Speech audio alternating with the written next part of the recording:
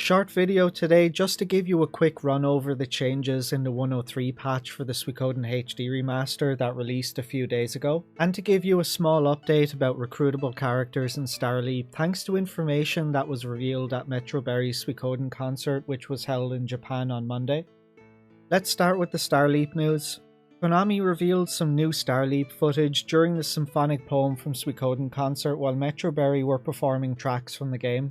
Unfortunately, we don't have the footage to show as it hasn't been publicly released, but Vexter, the Suikosource founder and admin, was in attendance at the concert and he did give a report of what he saw over on the Suikoden Revival Movement Facebook page.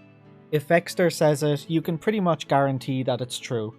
Do you remember Ranran, Rinrin and Tenten from Suikoden 2?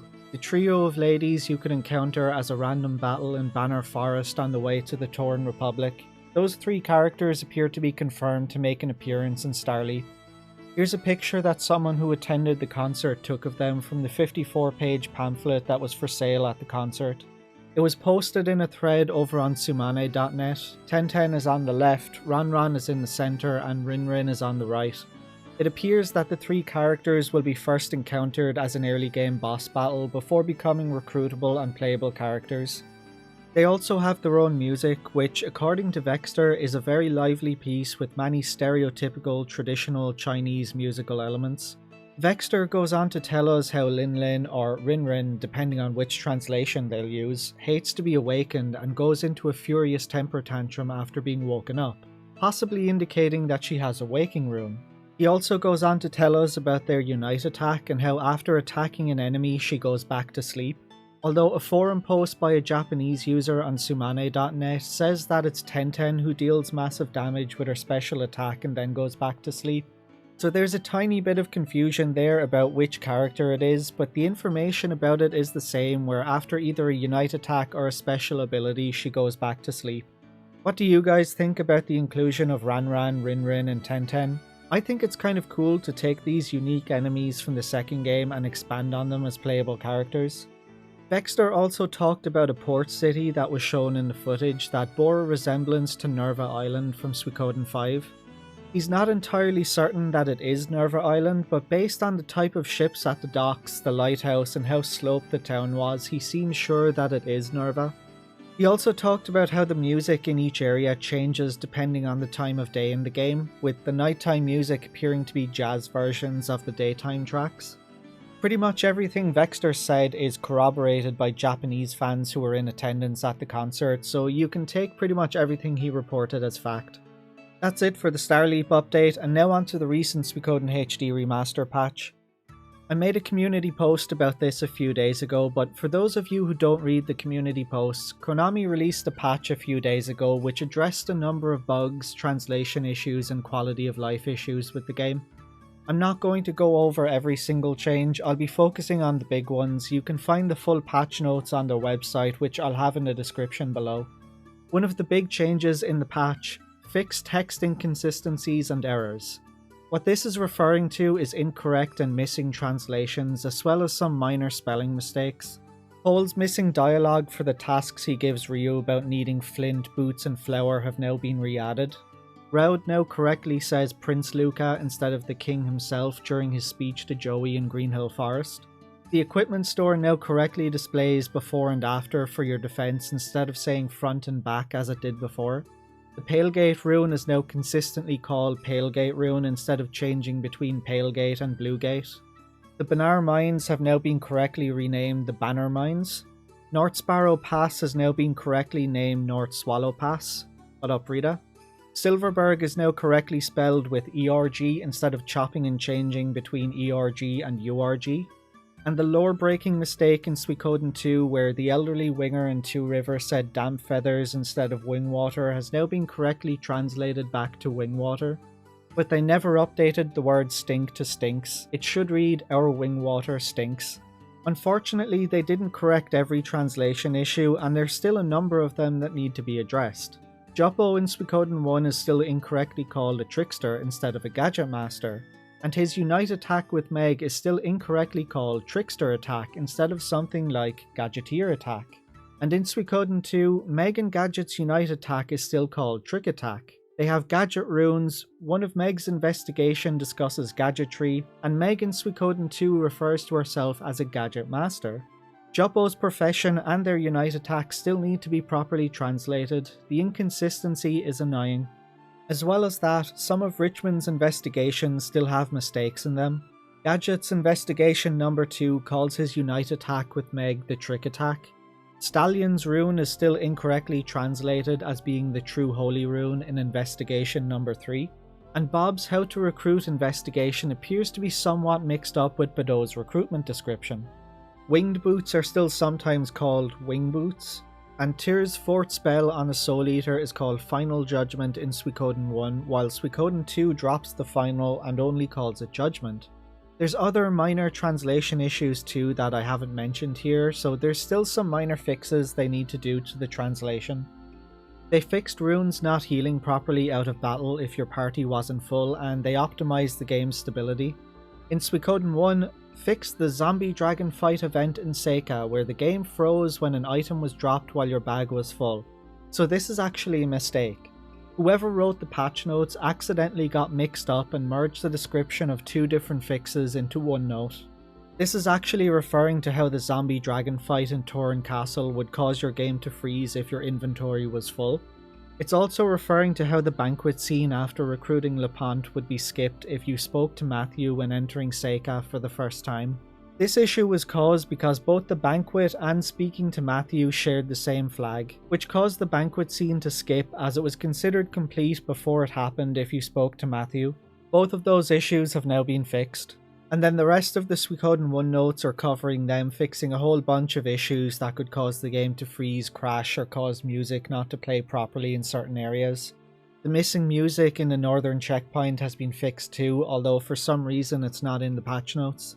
As for the Suikoden 2 fixes, they fixed an issue where the items in your storage room turned invalid when selecting arrange. Basically, it deleted some items from your storage when you selected the arrange option. And they also fixed an issue where an error occurred when selecting retrieve or stripping a character. These issues were incredibly annoying and I'm glad they're fixed. Fixed an issue where there was no corresponding buttons to L1 and R1 when playing the Dancing with Karen minigame on PC platforms. It's bizarre that there were no L1 or R1 controls on PC in the first place. I'm still confused as to how that even passed QA testing. And you can now also show the buttons on screen for Karen's dancing minigame by pressing the touchpad on your PS4 or PS5 controller, which should make things a lot easier for people trying to get the achievement.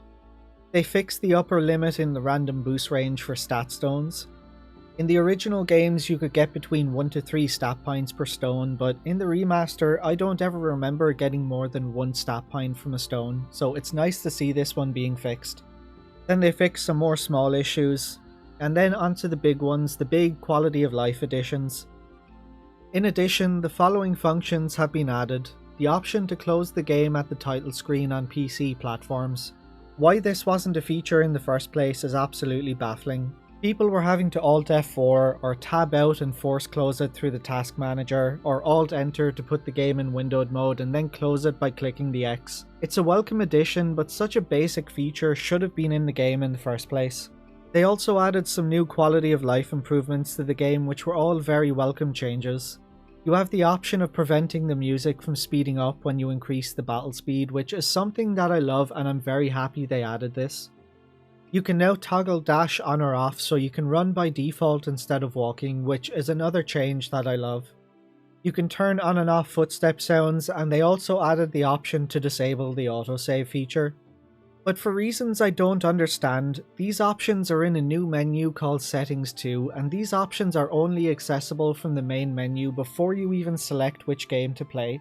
I can't wrap my head around this one, it's implemented in such a user-unfriendly way. If at any time you want to change these settings, you first have to save your game, then you have to open the menu in game, go to settings, back to title screen, skip the intro movie, and then go back to the main menu to change the options before selecting the game again, skipping the intro movie and reloading your save. It's the most inconvenient and user-unfriendly way of implementing settings I've ever seen. Why these couldn't have been added to the normal in-game settings menu is beyond me. And then we have two more small quality of life changes that are really nice to have. The addition of info on whether an item can be equipped and how the stats change when selecting retrieve in the storage room. This is a nice change that saves people some time, so you won't have to withdraw an item, realise you can't equip it, and then having to store it again. They're also changing the colour of stars' names on the tablet if they're temporarily leaving your army, so that the level up conditions for your headquarters are more comprehensible. So this was an issue in Suikoden 1 where when Victor and Crane, Kasumi, sometimes characters would leave your party and they'd be removed from the tablet of stars, which confused some people and made them believe that they were missing characters when they weren't.